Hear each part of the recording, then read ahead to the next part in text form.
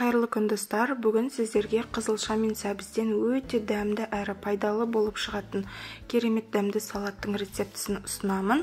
Жасалу жолы өте оңай, қарапайым. Менімен бірге болыңыздар.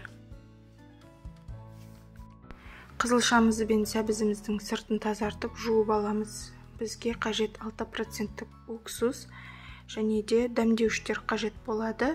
Бұл жерде 1 шай қасық секер, жарты шай қасық тұз, кориандр, қызыл бұрыш, қара бұрыш және сарымсақ пайдаландым. Сәбізіміз бен қызылшамызды маркавчаға арналған теркадан өткізіп аламыз.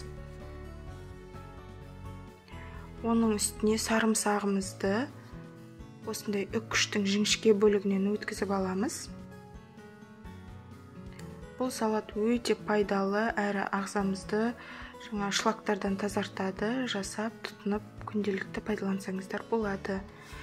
Енді кезекте дәмдеуіштерді үстіне себемізде қызып тұрған майымызды құйып, 1 шай қасық алмалы уксусымызды құятын боламыз.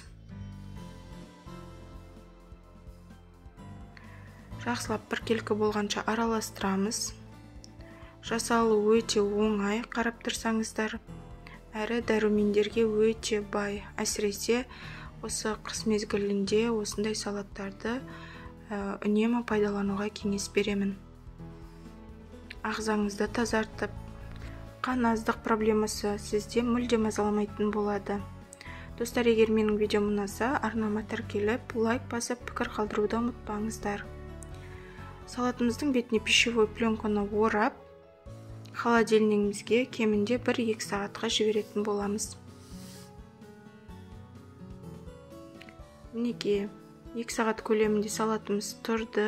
Жақсылап біркелкі араластырамыз.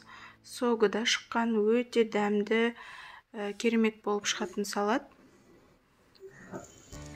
Қарапайым рецепттен жасалатын маркавча салатында жасап көруге кеңес беремін. Өте дәмді салат.